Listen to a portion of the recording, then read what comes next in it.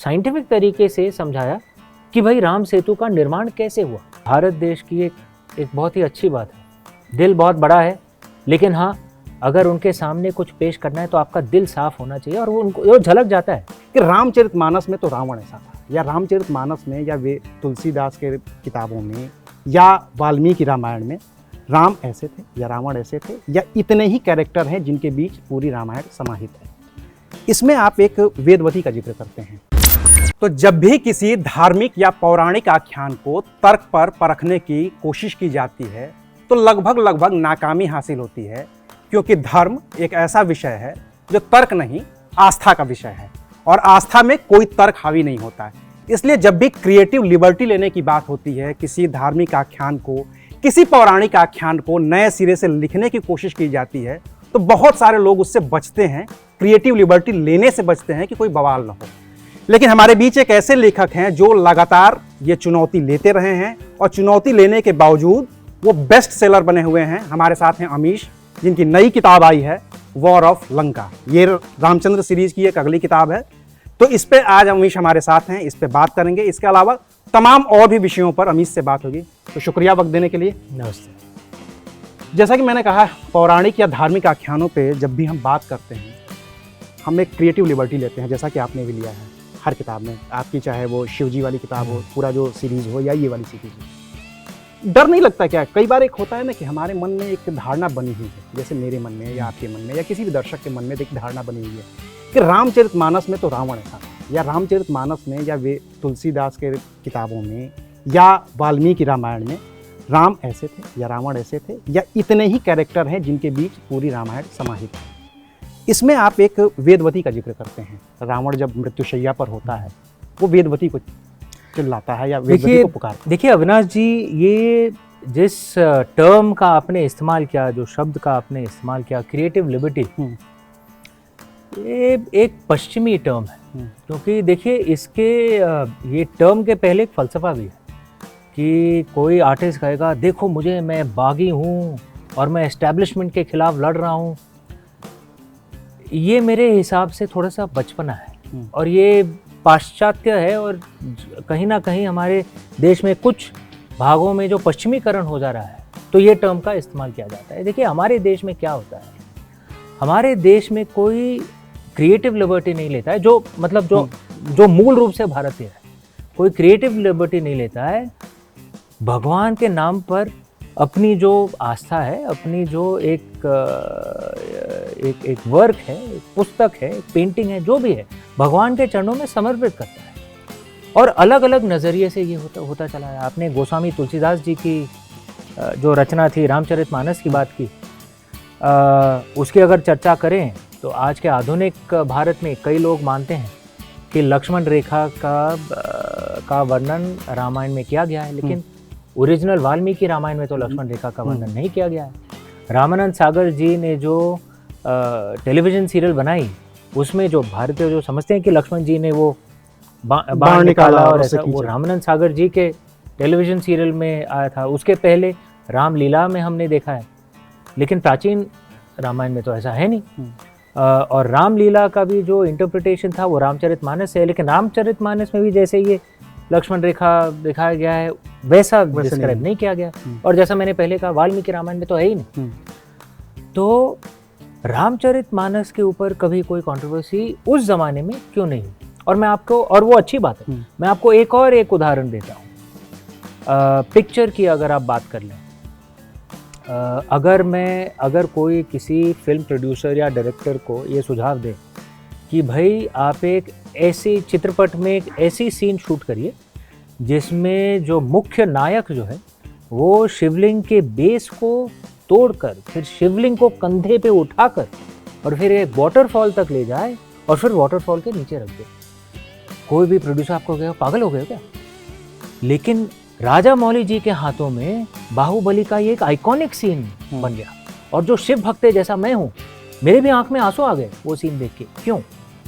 मेरा मानना है कि हम जो भारतवासी हैं एक अलग नज़रिया सुनने के लिए तैयार हैं, बशर्ते वो इज्जत के साथ पेश की जाए, और जो इंटेंशन जो है वो पुस्तक या पिक्चर में झलक जाती है। क्योंकि जो अलग इंटरप्रिटेशन कर रहा है वो क्रिएटिव लिबर्टी नहीं ले रहा है, भगवान के चरणों पे अपना जो नज़रिया है वो समर्पित कर रहा है। इंटेंशन अगर सही हो तो कुछ कंट्रोवर्सी नहीं होती है। इसीलिए आप देखेंगे मेरी जो पुस्तकें हैं 10 पुस्तकें निकल आई हैं, प्रकाशित हो गई हैं। शिव जी की कृपा से करीब 60 लाख प्रतियां बिक गई हैं। मुझे पब्लिशर ने बताया गया था, ठीक है पुस्तकें फिल्मों जैसी जितनी विशाल तो नहीं होती, लेकिन जहाँ तक मुझे पब्लिशर ने बताया था कि शिवा त्रय जो है वो भारतीय पब्लिशिंग इंडस्ट्री में सबसे फास्टेस्ट सेलिंग है और रामचंद्र श्रृंखला जो है वो दूसरे नंबर पे है। आप गूगल भी कर सकते हैं, मेरे नाम से एक भी आपने कंट्रोवर्सी कहीं मैंने क्यों नहीं होती। मेरा मानना यही है कि भारत देश, हम भारतवासियों के जो लोग जो हैं भारतीय हैं, दिल इतना विशाल है कि अलग नज़रिया सुनने को तैयार है बशर्ते इज्जत के साथ पेश की जाए। लेकिन अगर मन में ही कुछ काला हो, दिल साफ ना हो तो दिखता है ना, वो पिक्चर में दिखता है। आप जितना भी आप मार्केटिंग कर लीजिए, पिक्चर में दिखता है, पुस्तक में दिखता है। अगर मन साफ है वो भी पुस्तक में दिखता है। इसीलिए राजा मौली जी की पिक्चर में कभी कंट्रोवर्सी नहीं होती, इसीलिए क्योंकि वो उपासक हैं, खुद उपासक। मैं भी जिन विषयों पर लिखता हूँ, 8 मैंने फिक्शन लिखी हैं, काल्पनिक लिखी हैं और 2 नॉन फिक्शन लिखी हैं, एक भी कंट्रोवर्सी नहीं होती क्योंकि मैं खुद उपासक हूँ। ओम नमः शिवाय कड़ा पहनता हूँ, रुद्राक्ष माला पहनता हूँ, रोज सुबह महामृत्युंजय जप करता हूँ, जो सब ज्योतिर्लिंग में पूजा कर आया हूँ, प्रभु श्री राम की भी मैं आराधना करता हूँ, तो इसलिए कभी कंट्रोवर्सी होती नहीं। मेरा मानना है कि ये हमारे भारत देश की एक बहुत ही अच्छी बात है। दिल बहुत बड़ा है, लेकिन हाँ अगर उनके सामने कुछ पेश करना है तो आपका दिल साफ होना चाहिए और वो उनको झलक जाता है। आपने राजा मौली का जिक्र किया, जिस तरीके जिस सीन का जिक्र किया, वही ठीक सीन एक दूसरी फिल्म में भी दोहराया जा रहा है। वही प्रभास हैं जो आदि पुरुष की मैं बात कर रहा हूँ, आप भी जानते हैं बेहतर।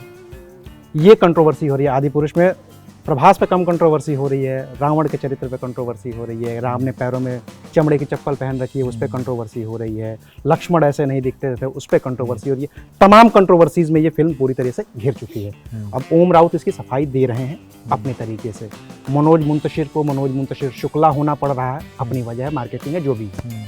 आप किस तरीके से देखते हैं इस क्रिएटिव लिबर्टी को?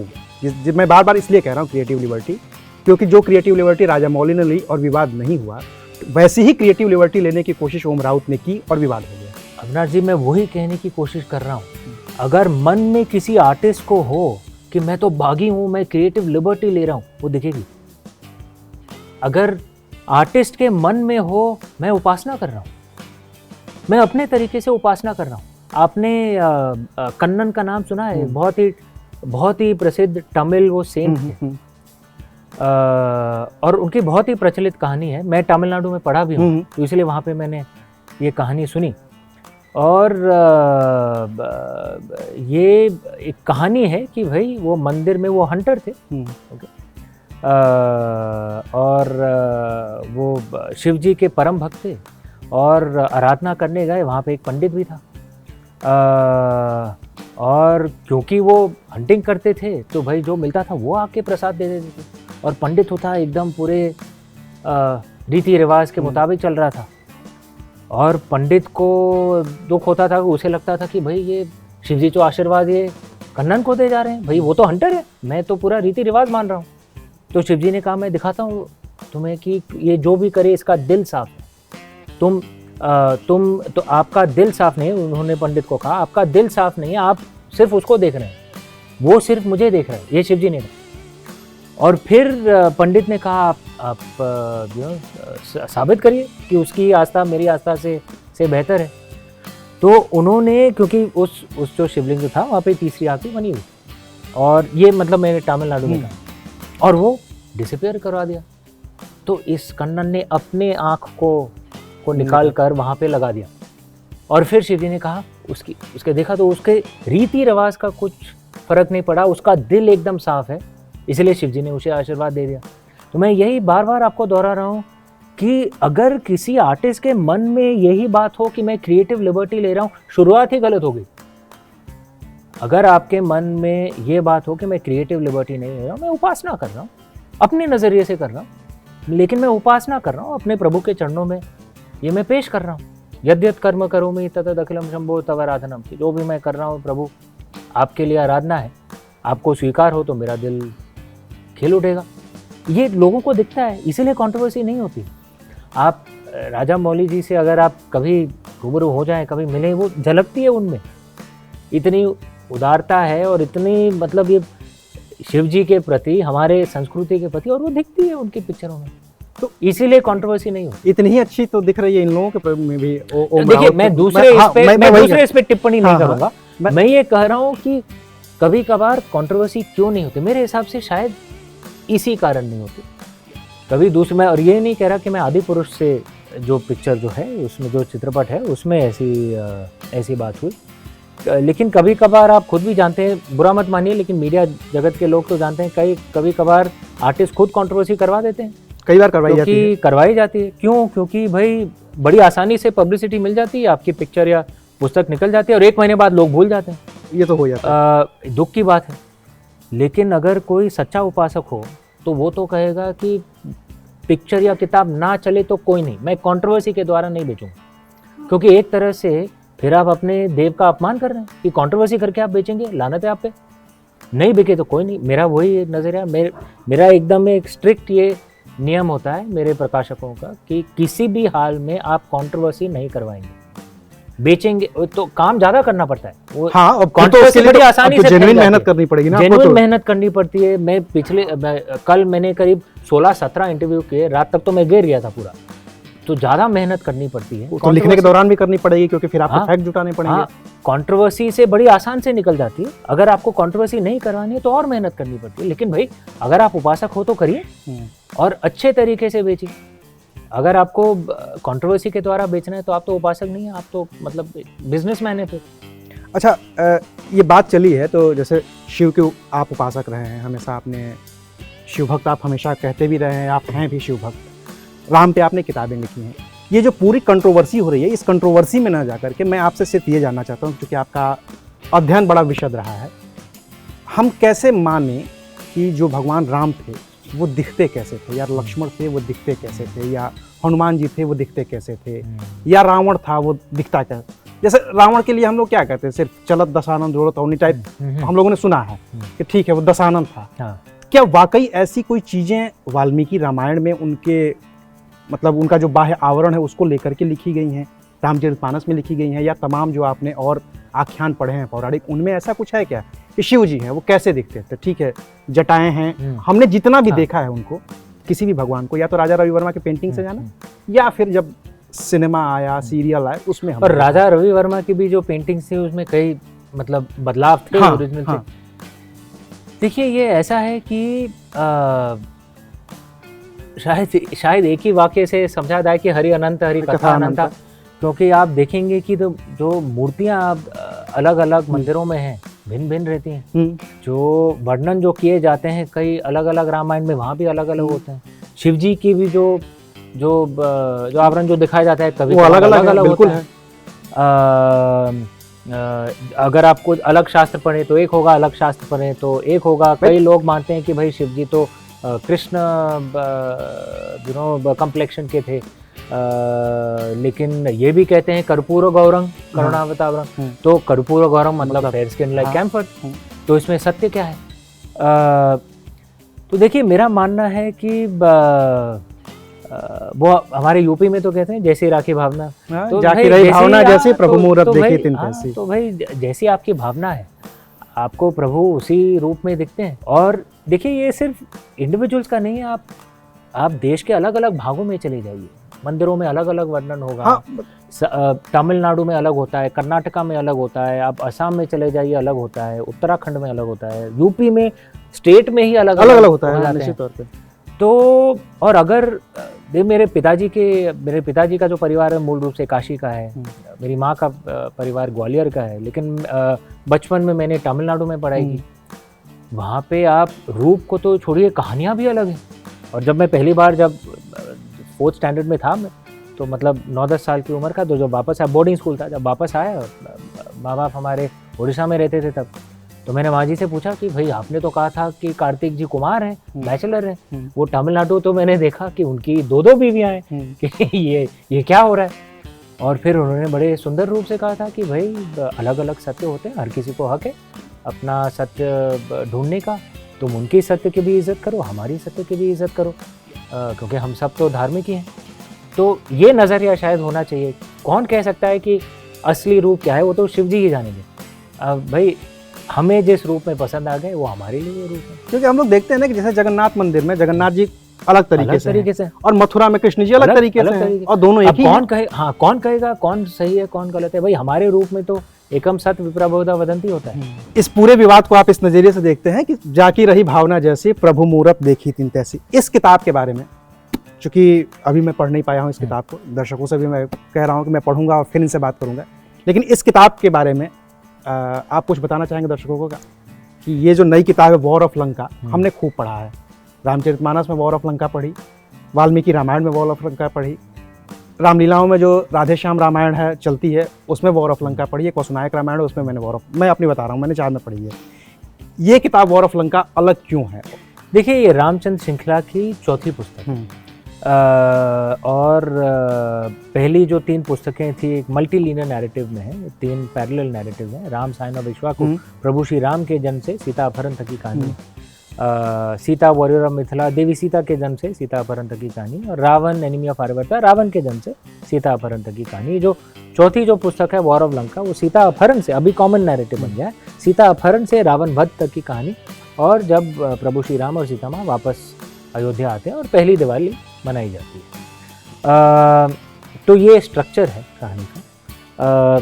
देखिए मेरे ज़्यादातर जो पाठक हैं वो युवा पीढ़ी के हैं, और मैं लिखता हूँ इस नज़रिए से कि भाई रैशनल तरीका क्या है। जैसे अगर राम सेतु का वर्णन करना है तो एक तरह होगा कि भाई हाँ पत्थर ये तैर रहा था, दूसरा तरीका होगा कि साइंटिफिक तरीका कैसा है कि वो सेतु बनाया गया। तो इस पर मैंने अध्ययन किया है, ये रिसर्च किया है, डिस्कवरी टीवी के लिए शूट भी किया था मैंने। सिर्फ रामेश्वरम में एक तरह के पत्थर पाए जाते हैं, कोरल का कन्वर्जन होता है, जो शक्तिशाली भी है क्योंकि उससे मॉडर्न बिल्डिंग बनाते हैं और बहुत हल्का भी है, आराम से उठा सकते हैं।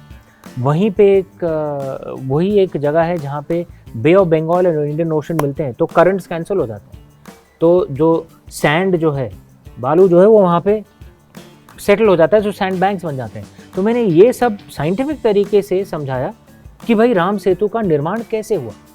तो इसमें एक्चुअली, और आज की जो युवा पीढ़ी है आप देखेंगे कि वो उन्हें ऐसे नहीं मना सकते कि मैंने कह दिया तो तुम्हें मानना पड़ेगा, उन्हें साइंटिफिकली समझाना पड़ेगा।